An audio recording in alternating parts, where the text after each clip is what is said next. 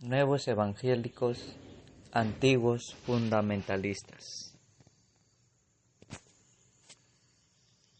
A mitad de la década de los 50, Billy Graham era un líder clave y la figura pública más prominente de un movimiento que había adquirido una forma definida y se llamaba a sí mismo el nuevo evangelismo.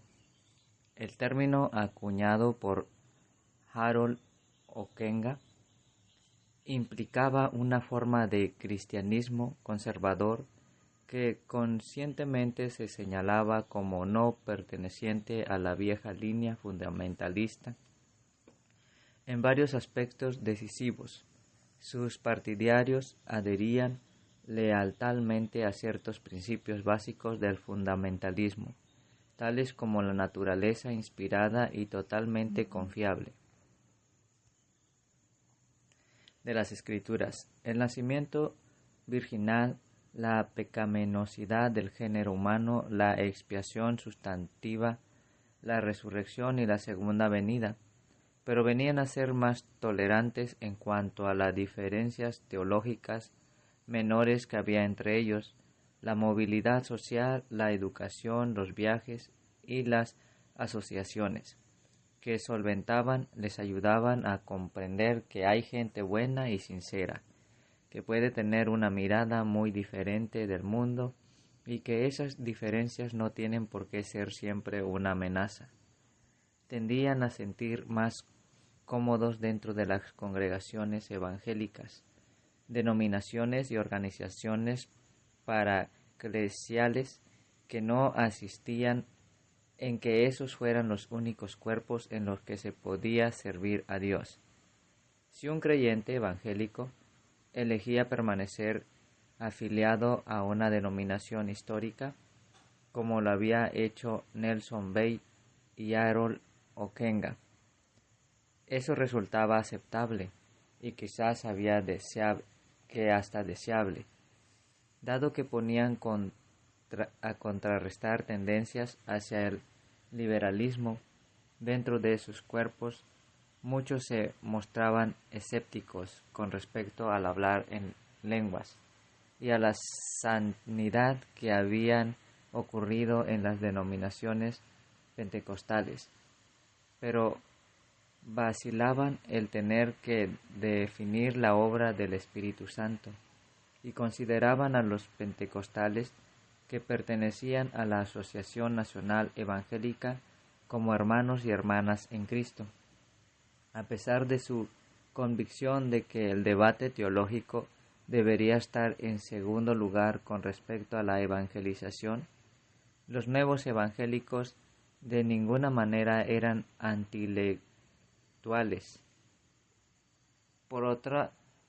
Al contrario, Ockenga, Bate y Carl Henry, lo mismo que otros líderes del movimiento, tenían un alto aprecio por el trabajo intelectual serio y creían fervientemente que las convicciones evangélicas podían y debían ser expuestas y defendidas según los mismos cánones rigurosos de la erudición que se observaban en las universidades y seminarios seculares y liberales, porque para que el verdadero cristianismo se pudiera recomendar a sí mismo ante hombres y mujeres modernos, tenían que ser intelectualmente respetables.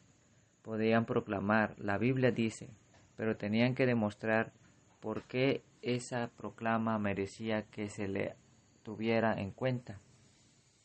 En última instancia, podía rechazar la evolución que debía prestar las mismas evidencias que los científicos seculares tenían en consideración, y no declarar simplemente que la evolución no podía ser verdadera, porque difería del relato de la creación que aparecía en Génesis. A mediados de la década de los 50, los nuevos evangélicos no solo habían rechazado la estrechez de la visión fundamentalista, sino que habían comenzado a creer que podían tener una oportunidad hacia afuera para recuperar un tipo de hegemonía cultural que los evangélicos no habían conocido. Por lo menos en el sur, desde la guerra civil, la fe modernista en la bondad inherente de la humanidad y en lo inevitable del progreso había sufrido fuertes embates durante las 2 décadas previas, haciendo que la perspectiva bíblica de una humanidad trágicamente dañada resultara plausible y la oferta de una transformación radical fuera muy atractiva. Aparentemente, en respuesta a estas circunstancias, los Estados Unidos estaban experimentando un despertar religioso inconfundible, en parte por la creciente popularidad de Billy Graham. Muchos nuevos evangélicos se atrevían a esperar que con la ayuda de Dios las conexiones de Billy Graham podrían revitalizar el crecimiento evangélico y a través de él a los Estados Unidos y al mundo. Graham y el presidente Eisenhower mantenían un contacto regular, aunque no particularmente frecuente. Antes de sus viajes al exterior, Graham trataba de darse una vuelta por la Casa Blanca para hacerle saber a Eisenhower a dónde iba y saber si debía prestar atención a algunas oportunidades diplomáticas o cuidarse de algún riesgo en especial. Cuando regresaba normalmente enviaba un largo informe sobre lo que había observado, o solicitaba una oportunidad para conversar sobre algún asunto urgente o para entregar alguna información extremadamente vital. Al comandante en jefe, luego de las principales cruzadas, rutinariamente le enviaba al presidente algunas líneas haciéndole saber la dimensión de las multitudes y asegurándole que la mayor parte de la gente con la que se había encontrado en la ciudad en las que se había llevado adelante la cruzada lo admiraba y oraba regularmente por él. Graham no hacía ningún intento por ocultar el deleite que le producía la relación que tenía con él, ni tampoco su inclinación política, como cualquier político interesado en la reelección. El presidente hacía su parte en este intercambio, pero el tono y el contenido de sus cartas sugieren que era un afecto genuino al que nutría esa amistad, al menos tanto como el pragmatismo político. El contacto con la Casa Blanca condujo naturalmente a un mayor trato con el vicepresidente Richard Nixon, cuya ferviente anticomunismo y asociación con los evangélicos atrajo a Graham hacia él. Su similitud en cuanto a edad también facilitó el desarrollo de lo que llegaría a ser una larga y fatídica amistad, en tanto que a muchos les resultaba difícil admirar o siquiera confiar en el vicepresidente Graham. Graham rápidamente se convirtió en alguien que lo apoyó con entusiasmo y en su solícito consejero. En verano de 1955 hizo esta observación: la sinceridad de Nixon, sus firmes convicciones y su humildad son evidentes y contagiosas. Esas atractivas cualidades, pensaba él, era un buen presagio para obtener el pasaje republicano a las elecciones de 1956, y reveló que estaba sugiriéndoles a sus amigos de las altas esferas eclesiales que se invitara a Nixon a hablar ante diversas asambleas religiosas durante el siguiente año. La frecuencia e informalidad en su intercambio fue creciendo a medida que se acercaba la elección.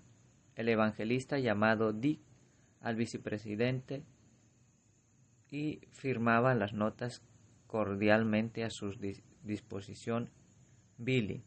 Nixon correspondía a esas familiaridades. A 2 hombres ha financiado su amistad con nuevas notas, partidos de golf y regalos. Graham no restringió su alabanza y favores a una comunicación privada. Le dijo a US News World Report que Nixon era muy respetado en todo el mundo como un hombre del pueblo, e hizo los arreglos para que el vicepresidente, a quien él señalaba como un espléndido hombre de iglesia, hablara en las principales conferencias metodistas, bautistas y presbiterianas de Carolina del Norte. El verano, aún proveyéndole un discurso que no le había sido solicitado, que pensaba que Nixon pudiera querer usar.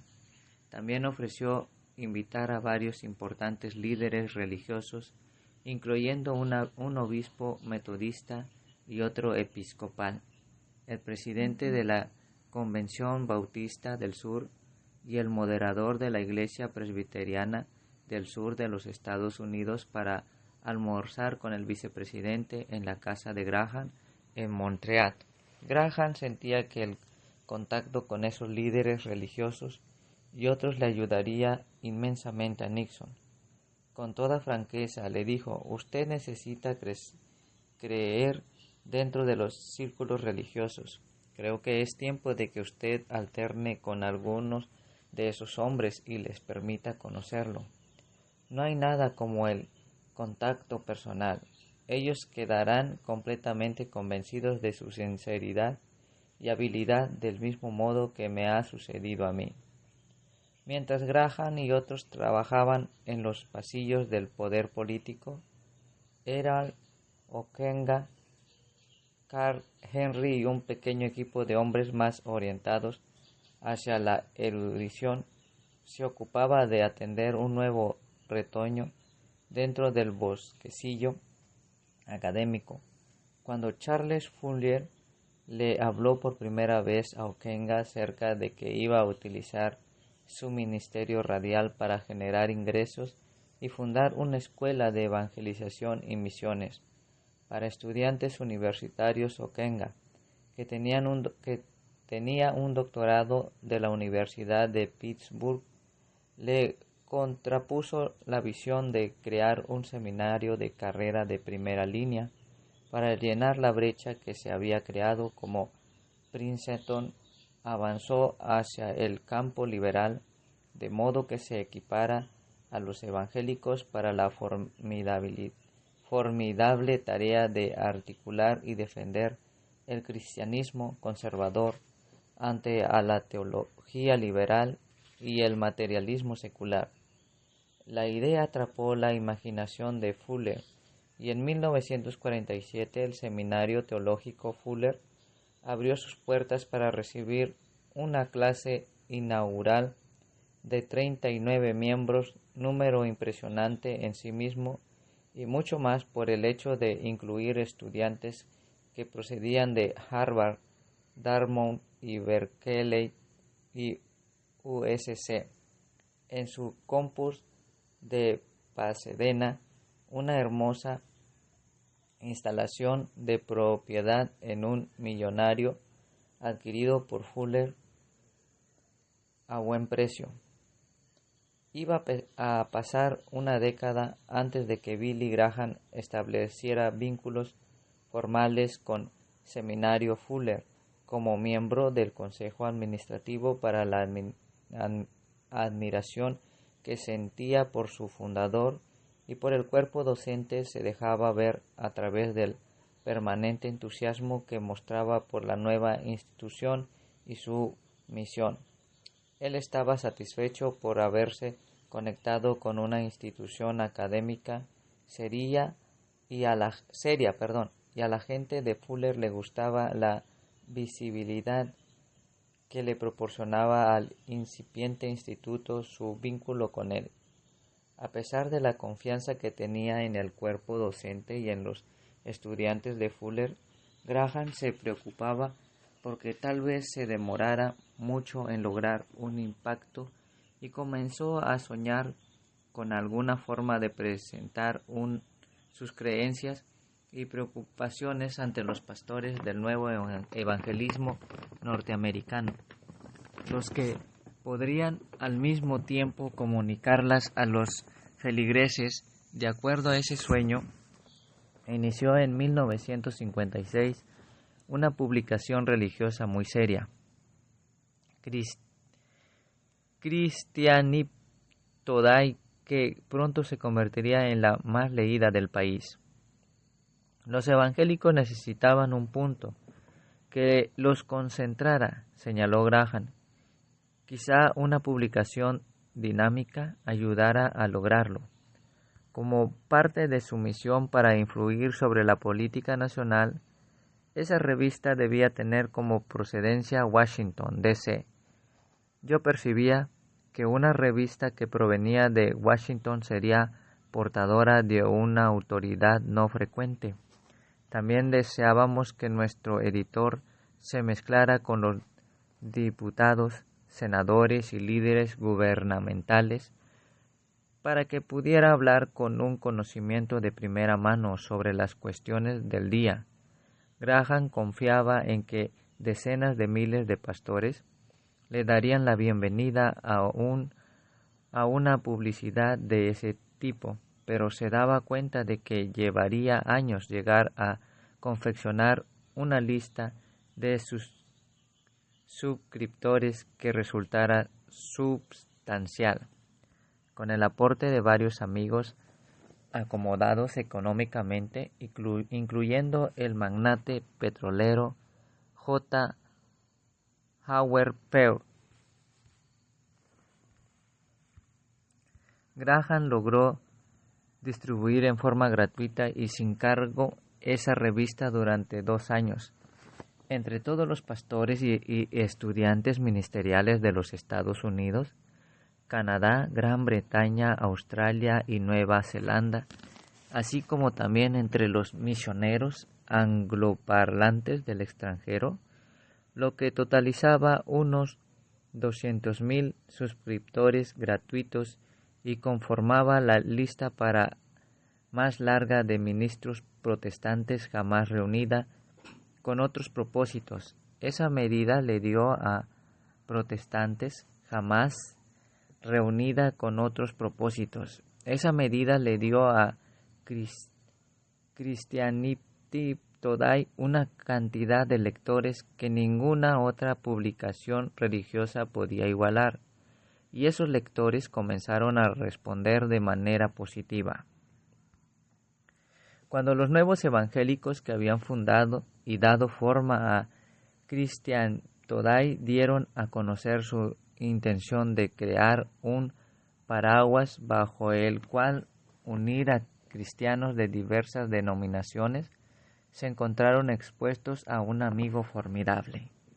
Los viejos fundamentalistas, la diferencia entre ambos grupos difícilmente comprensibles para que ellos que no pertenecieran a ninguno de los dos campos, pero reales y significativas, habían sido pasadas por alto hasta cierto punto por la admiración que ambos sentían por Billy Graham.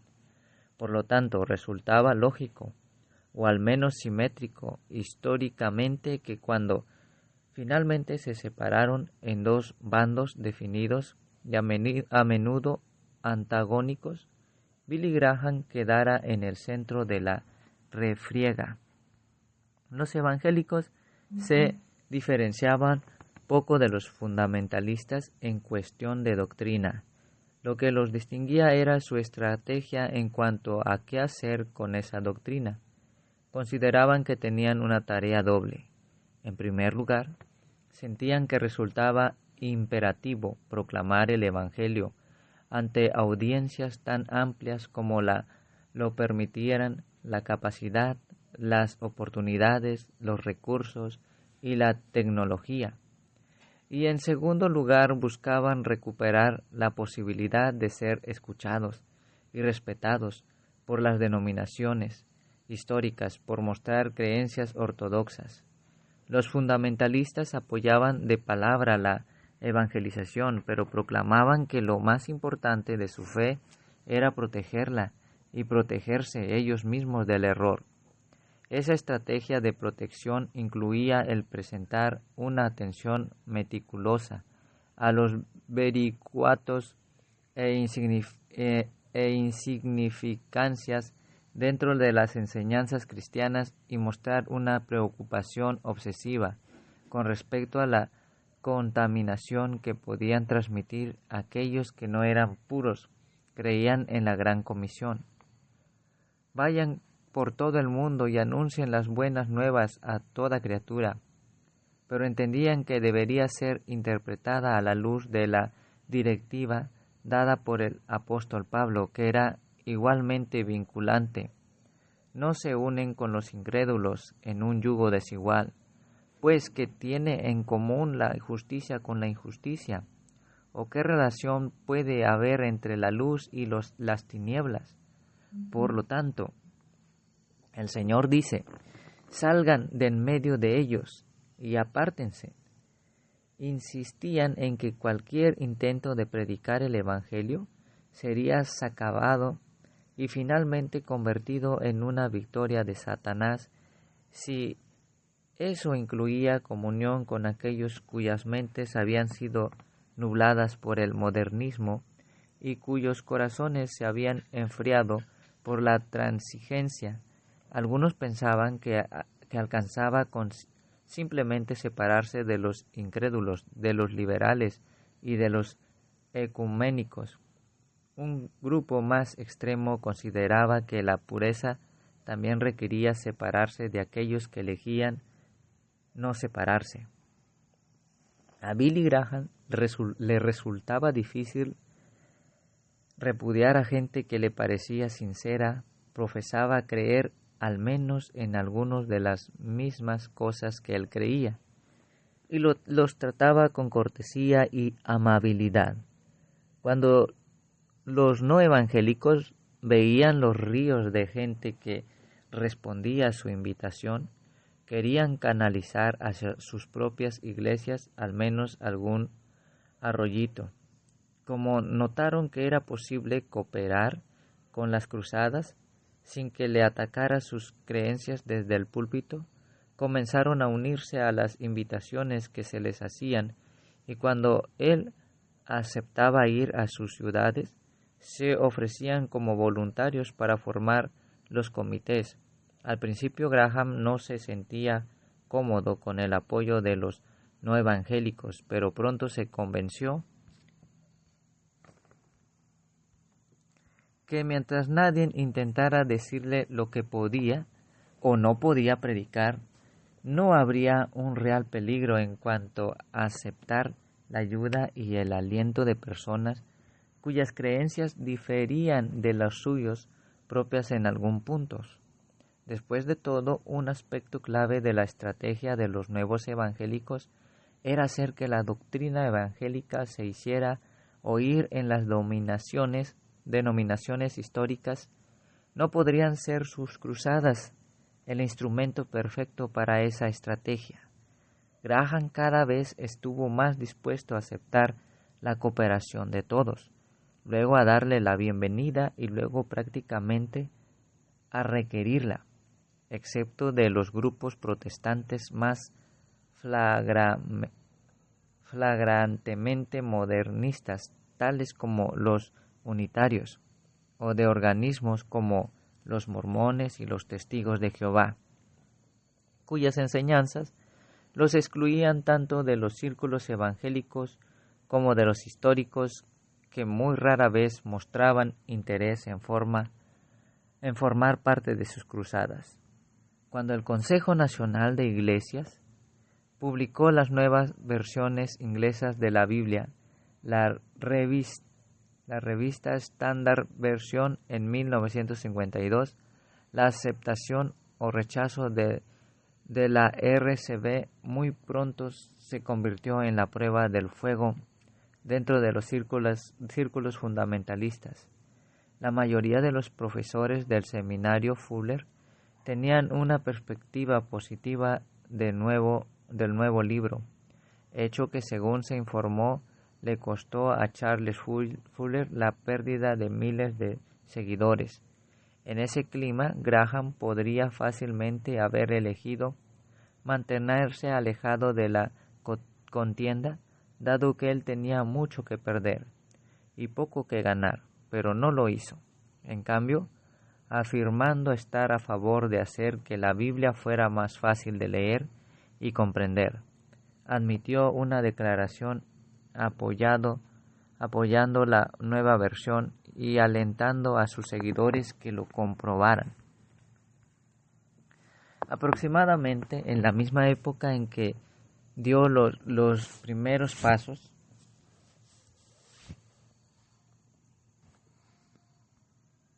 para fundar Christian Today, Graham hizo que se cortara cualquier lazo de unidad que hubiera quedado entre los nuevos evangélicos y los antiguos fundamentalistas al aceptar una invitación de parte del Consejo Protestante de la ciudad de Nueva York, afiliado al Concilio Nacional de Iglesias de Corte Liberal, para llevar adelante una cruzada en el Madison Square Garden, ya finalizado la primera de 1957.